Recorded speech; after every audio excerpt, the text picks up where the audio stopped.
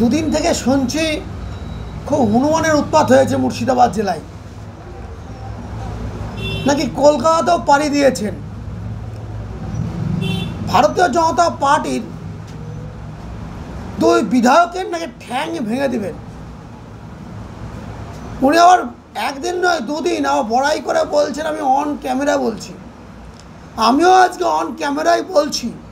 উনি বিধানসভা ফ্লোরে বলছেন, তামাম মুর্শিদাবাদ জেলার এসপি ডিএম প্রশাসন দেখেছেন, বিধানসভায় মুখ্যমন্ত্রী দেখেছেন, বিধানসভার স্পিকার দেখেছেন, কিন্তু পশ্চিমবাংলা কোন আইনে ব্যবস্থা নেওয়া হয়েছে এই ধরনের বিধায়কদের বিরুদ্ধে, যারা জনপ্রতিনিধি হয়েও আর এক জনপ্রতিনিধির বিরুদ্ধে এই ধরনের মন্তব্য করে। যদি আইন যদি ছোট জগন্নাথ থাকে, যদি অন্ধ ধৃতরাষ্ট্র হয়, আমরা অপেক্ষা করছি, দেখছি। ভারতীয় জনতা পার্টি এখনো আছে, কেন্দ্রে এখন মোগল সাম্রাজ্য হয়নি, মনমোহনের সাম্রাজ্য নয়, মোদী সাম্রাজ্য চলছে। আর আমি একজন দুজন বিধায়ককে নয়, গোটা বিধায়কদেরকে বলছি, ওনাদের তৃণমূলের গোটা বিধায়কদের, ভারতীয় জনতা পার্টির একজন বিধায়কের ঠ্যাং ভাঙা তো দূরের কথা, একজন বিজেপি বা সনাতনী কোনো কার্যকর্তাকে যদি একটা স্পর্শ করে, তাহলে মুর্শিদাবাদ জেলা যে কী পরিণতি হবে সেদিন টের পাবে। সবরমতী এক্সপ্রেসের কথা মানুষ ভুলে গেছে, কিন্তু গোধ্রার কথা কিন্তু মানুষ মনে রেখেছে। সেই কারণে বলছি, যারা বলছেন ঠ্যাং ভাঙব তারাও তৈরি থাকবেন। আমরা আইনের উপর আস্থা রেখেছি, আইনি ব্যবস্থা হবে। তার ঠ্যাং ভাঙতে গিয়ে এক ঠ্যাং দেবেন বাংলাদেশে পড়ছে, আর এক ঠ্যাং দেবেন পাকিস্তানে পড়ছে। আমি এই জেলার সনাতনীদের বলতে চাই, আপনারা কেউ ভয় করবেন না, আপনারা সংঘবদ্ধ হন।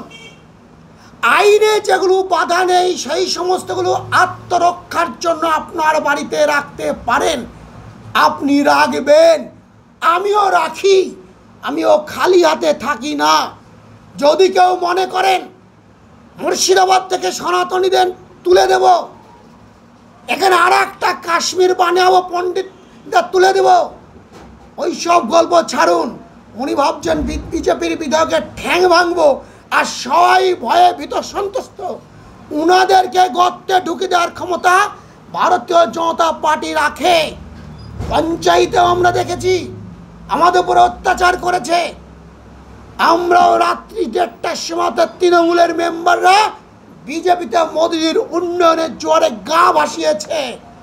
কংগ্রেসের মেম্বাররা মধ্যরাত্রিতে এসে পালিয়ে বেঁচেছে। ভারতীয় জনতা পার্টি সেখানে আশ্রয় দাতা হিসাবে আবির্ভাব হয়েছিল।